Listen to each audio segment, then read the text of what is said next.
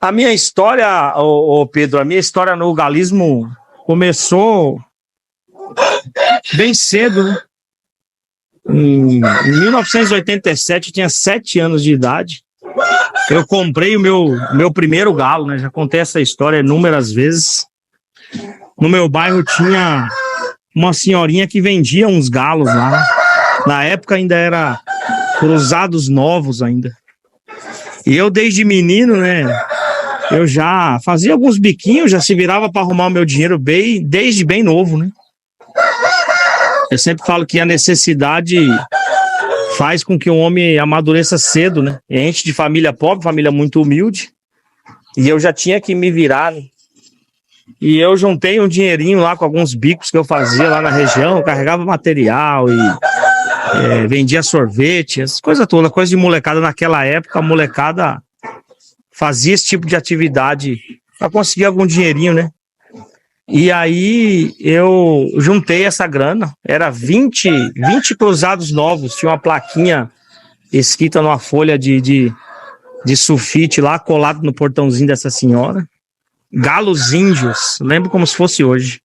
Eu juntei esse dinheirinho, fui lá e comprei, era um dos últimos que tinha lá. Era um galo caboclo forte, pesado, rapaz. Eu coloquei o nome dele de Mamão, porque ele tinha um rabo quebrado, eu acabei arrancando o rabo dele para que viesse logo, para ficar bonito, né? E ele ficou meio redondão, eu coloquei o nome dele de Mamão. E aí eu fiz uma briga com esse Mamão, ó, pra você ver a cabeça de menino, eu fiz uma briga com esse Mamão na época, valendo as carcaças, né?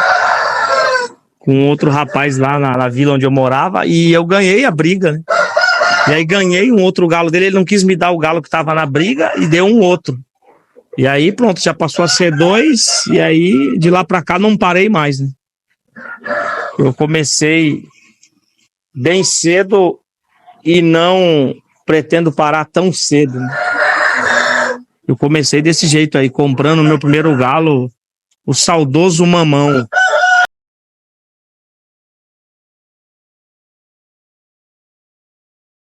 Ô Pedro, exatamente assim, um momento, um fato que me dissesse, que me desse essa resposta, que eu teria êxito no esporte, exatamente assim, eu não tenho para te falar.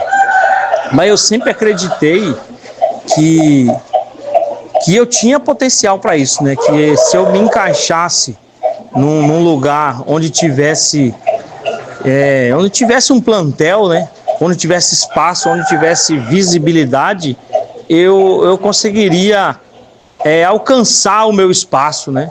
Mostrar o meu real valor, né? Porque eu sempre fiz isso que a gente faz no galismo moderno aqui, isso que a gente entende como galismo hoje, isso lá em 2012, 2013, eu já fazia com a minha cocheirinha lá em casa, né? Eu tinha uns galos em casa e na casa do meu irmão como sociedade, e a gente tinha um sócio também.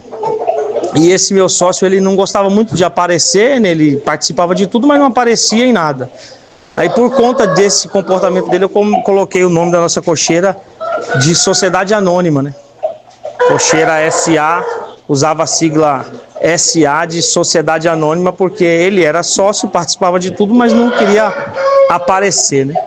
E a gente fazia isso. Quando a gente revelava um galo bom, a gente cruzava ele em irmãs de outros galos bons e vendia os frangos e fazia essa coisa toda. Nossos galos tinham nomes, tinha arte com o nome do galo, tudo isso que a gente pratica hoje no galismo moderno, eu já fazia lá atrás e a gente conseguia bons resultados, a gente sempre fechava a temporada no positivo, né?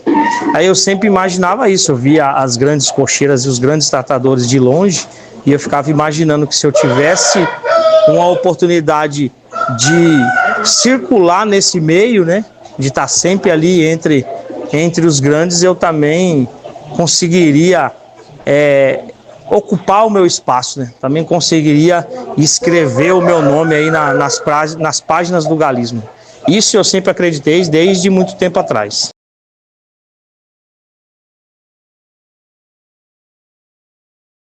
Em se falar de coliseus, né? De arenas onde a gente se apresenta, assim, o maior não assim por tamanho, mas assim por mística, né? Por energia. A atmosfera é diferente, assim. O seu sentimento de ir para lá, sabe? Aquela semana que antecede o evento. E quando você chega lá, tudo que acontece lá dentro, o que é diferente a energia é o clube, né? Sem dúvida nenhuma, o clube Salvador, ele tem todo aquele glamour, né? Quando eu era bem mais jovem, um amigo meu um dia me disse assim: o cara que não botou uma briga no clube lá de Salvador é como se ele não tivesse colocado nenhuma briga de galo.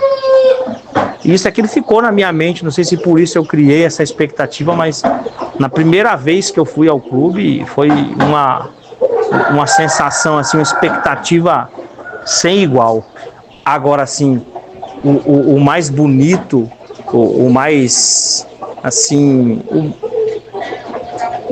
fisicamente falando, assim, né, de ambiente, né, um ambiente de qualidade, é o Palácio del Galo, né, aquela rinha nova lá do Paraguai. E o Palácio del Galo o cara não tem palavra para descrever aquilo lá, né? Aquilo foi muito bem feito, parece que você está num shopping center, né?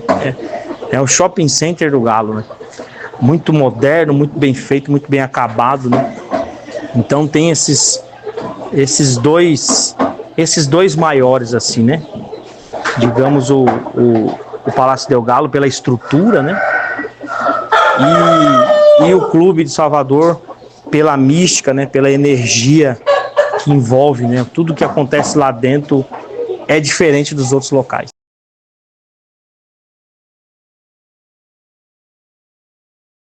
O adversário para mim mais casca grossa, o Pedro, é o seu Valdeci lá, que cuida pro Rodrigo de Unaí, né? Aquele velhinho é casca grossa, né? A galeria do Rodrigo de Unaí também, galeria difícil de ser batida, né? Então, se você não calcular bem, se não entrar muito bem servido, é facinho pro cara arrumar um problema, né? Essa dupla aí, Rodrigo de Unaí e seu Valdeci, e o Pedro anda junto com eles lá também, o seu xará, o Pedro, né? Eles são casca bem grossa.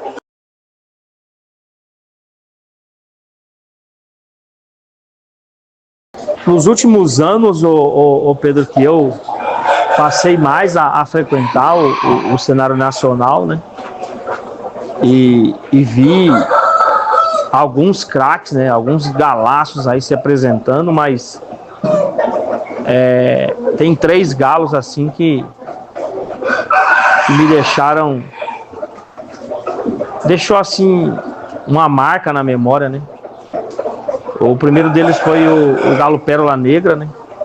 Eu tive a sorte, né? Fui agraciado de estar no evento onde esse galo se apresentou. Eu assisti 3 apresentações desse galo. Um galaço, né? Para mim, no peso dele, foi o melhor galo que eu já vi se apresentando. E os outros 2 são galos assim que tem muito do que a gente acredita no galo, tem muito do que a gente produziu no galo, né? Um é o galo perna mole, crioulo da gente aqui, crioulo meu, né? Eu vi crescer, acompanhei ali desde pinto, classifiquei, tratei, né? Levei para brigar, né? As 3 apresentações dele foram na minha mão. Galaço também, galo craque para dar nas costas, né? E por último agora, a gente não posso deixar de falar dele, né? Do galo Dragão Cinza, né? Também crioulo nosso, filho de uma crioula minha também. Tem muito das minhas ideias na construção genética desse galo. E fez 2 apresentações assim, memoráveis, né? E tudo aquilo que envolveu a apresentação, o desafio, a polêmica, aquela apresentação primordial, uma apresentação perfeita, sem defeitos, sem nenhum mínimo de erro, né? Que foi a primeira briga, ele ainda frango, né? A gente levar ele para se apresentar e estrear numa rodada nacional, numa rodada pesadíssima que é lá o torneio do gás, né? Então esses 3 galos aí eu não posso deixar de comentar e eu nunca vou esquecer esses 3 animais aí. O galo Pérola Negra, que hoje é lá do Criatório Paraíso. O galo Perna Mole, que por coincidência a gente vendeu também ao Renato lá do Criatório Paraíso. E o galo Dragão Cinza, né? Esses 3 galos aí, eu sempre digo que o Dragão Cinza, eu não vejo a hora de eu ficar velhinho, de eu ter 70, 80 anos, para contar assim, sentar numa calçada assim com uns guri assim que ainda gostar de galo, se é que quando eu chegar lá vai ter gente ainda gostando de galo, e eu contar essa história para ele, né? Foi uma história fabulosa, uma história magnífica e a gente acompanhou ela em todos os capítulos, né? Todos os flashes dela. Então esses 3 galos aí marcaram a minha história até hoje, né?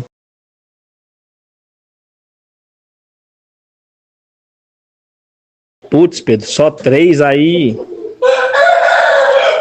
Aí você me coloca numa sinuca, né? Uma sinuca de bico aí. Mas vamos lá. O primeiro, o Cacarito, né? O Cacarito é um dos principais ou um dos maiores responsáveis para eu estar aqui, né?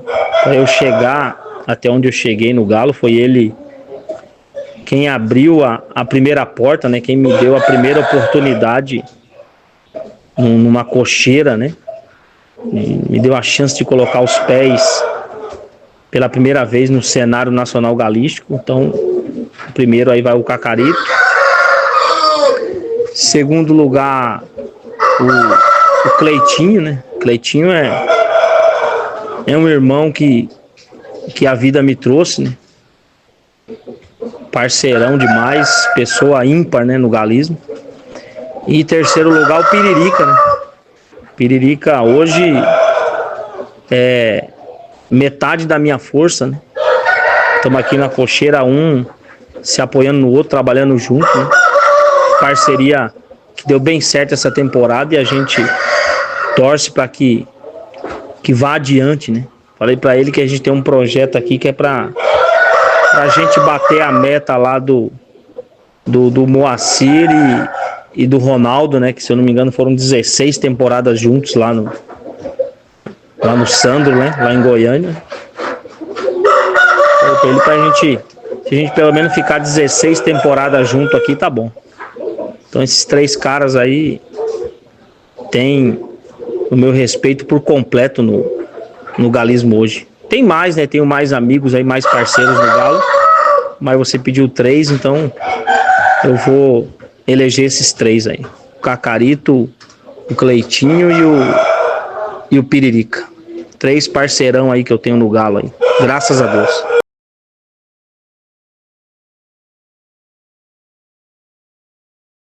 As principais características que eu busco num galo combatente, ô Pedro, primeiramente é a espora, né? O galo tem que acertar, né? O índice de acerto dele tem que passar de 70%, né?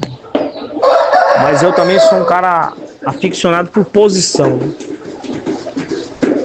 Os meus galos têm que brigar bem, têm que se posicionar bem, né? E eu também gosto muito de fibra, né? Gosto de galo que é resistente quando apanha, né? Quando ele é exigido, ele precisa resistir, né? Porque a gente viaja, já é uma parte complicada, e chegando lá você vai pegar os principais parceiros do país que vão acertar o teu, né? Então o teu galo precisa resistir, né?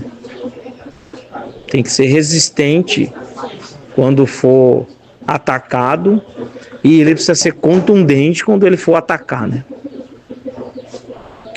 E a maneira para ele diminuir esses efeitos dos ataques do seu oponente é a defesa, né?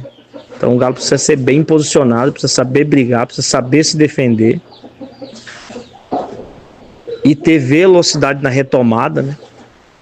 Toda vez que ele se defender ali, que ele remar, que ele subir junto, ele precisa cair no chão e rapidinho se posicionar de novo para atacar. E quando atacar, ser contundente. Né? Então, essas 3 características aí já me agradam bastante quando eu vejo ela no galo. Quando eu vejo que o galo acerta o pé no outro, eu já me interesso. Se ele for bom de briga, for bom de defesa, bom de posicionamento, esse interesse vai aumentando.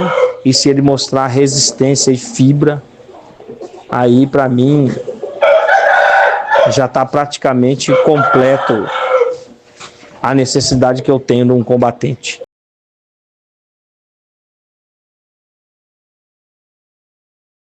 Eu vejo o galismo hoje como a maioria das atividades modernas, né?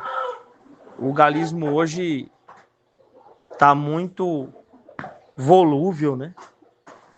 E ele está em constante mutação, né? Como diria o Raul Seixas, né? O galismo hoje está uma metamorfose ambulante, né? Então o galo está sempre mudando, está sempre se reinventando e cada vez com uma velocidade maior, né? O galismo está como se fosse a tecnologia, né? A evolução tecnológica. Né? Os galos estão vindo ano após ano com mais características e mudando, né? A cada 2 anos, 3 anos, o galismo está dando um giro de 360 graus. Né? Você nota isso que você não consegue ter hegemonia, né? De lado nenhum. Nenhuma parte do país, nenhum parceiro do país consegue obter hegemonia. Né?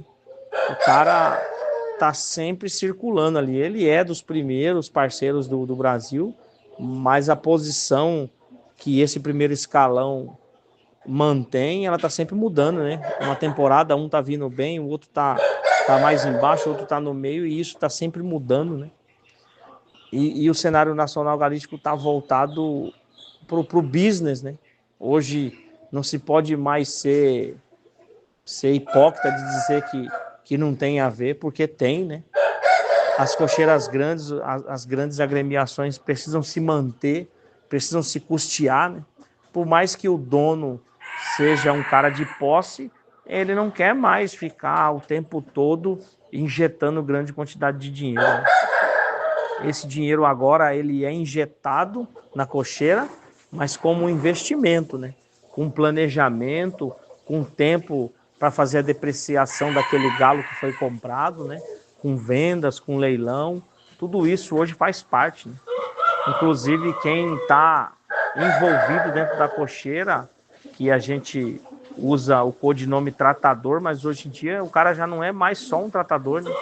Ele é um administrador da cocheira, porque ele precisa ver tudo isso, administrar o tempo, né? E a quantidade de galo que ele tem para distribuir entre os eventos, mas ele tem que custear tudo isso, né? As viagens, os investimentos, escoar a produção da cocheira, né?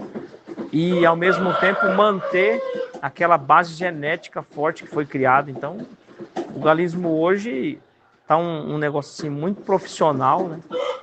Muito empresarial, e todo mundo que está envolvido nisso está tendo que usar dessas ferramentas aí para se manter, né? Para manter a balança equilibrada, porque na velocidade que vai e o tanto que é exigido na questão monetária, se o cara não cuidar com isso, cada vez menos vai ter grandes agremiações. Né? Então, quem conseguir fazer tudo isso, quem conseguir um equilíbrio entre todas essas facetas do galismo moderno, vai conseguir se manter, né? E se perdurar, né? Seguir adiante. Né? O cenário nacional galístico hoje está muito competitivo, muito empresarial e tem muito da parte comercial também. Né? É uma visão mais moderna de ver o galo hoje, né? Principalmente do meio para cima, né? Quem ainda tem a sua cocheirinha em casa, aquele próprio cara que ele mesmo cuida do bicho dele por hobby e tal, que hoje eu acho que é minoria, né? Todo mundo que está se envolvendo com galo, pelo menos boa parte, está se envolvendo com uma visão empresarial, com uma visão comercial, né? Fazendo aquilo que gosta, sim, o cara tem que gostar do galo para lidar com o galo, mas o cara tá levando outras questões a sério também.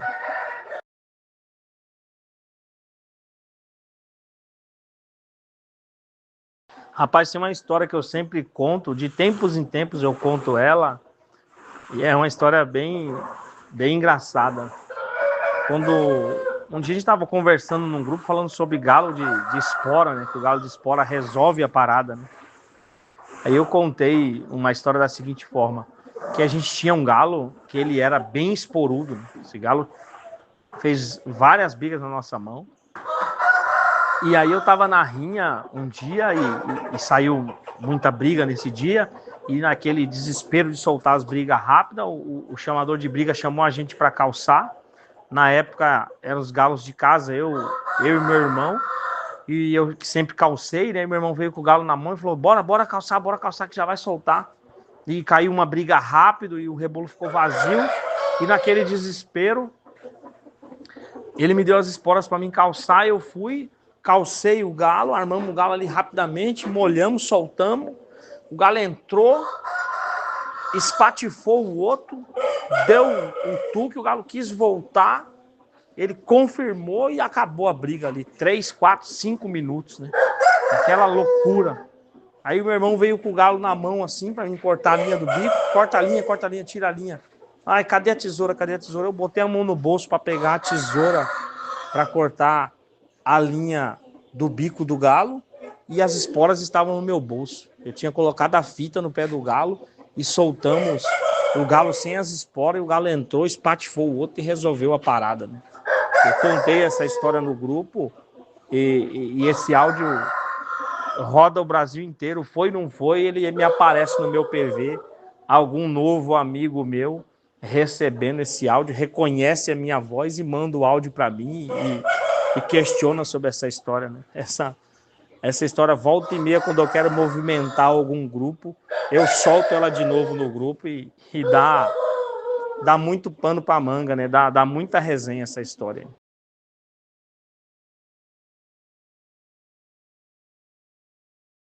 O galo significa para mim, hoje, o galo é a minha vida, né? Eu vivo o galo, né?